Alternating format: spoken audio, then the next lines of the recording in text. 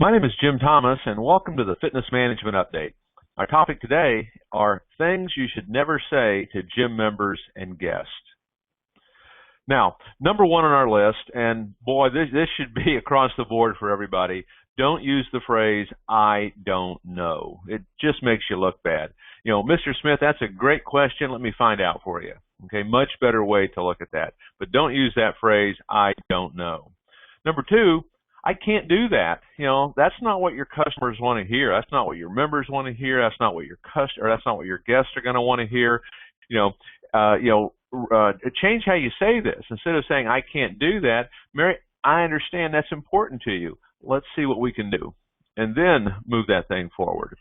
Number three, boy, if I've heard this one once, I think I've heard it a million times, that you'd never want to say, "Oh, that's our company policy." That's our company policy. Let's look for different ways to position this. Mr. Smith, I understand that's inconvenient. Let me see what we can do for you. Okay?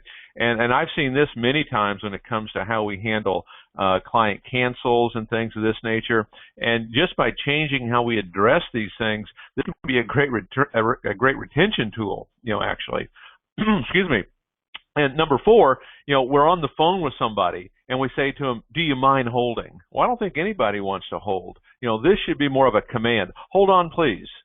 Okay? Tell them, don't, "Do you mind holding?" because that's not what they're going to want to do. And then lastly on our list today, that's impossible. That's impossible. Again, this is not what your customer wants to hear. And some of the things that I would suggest that you do if you find yourself or members of your team are using phrases like this is go back and review, some of your sales training.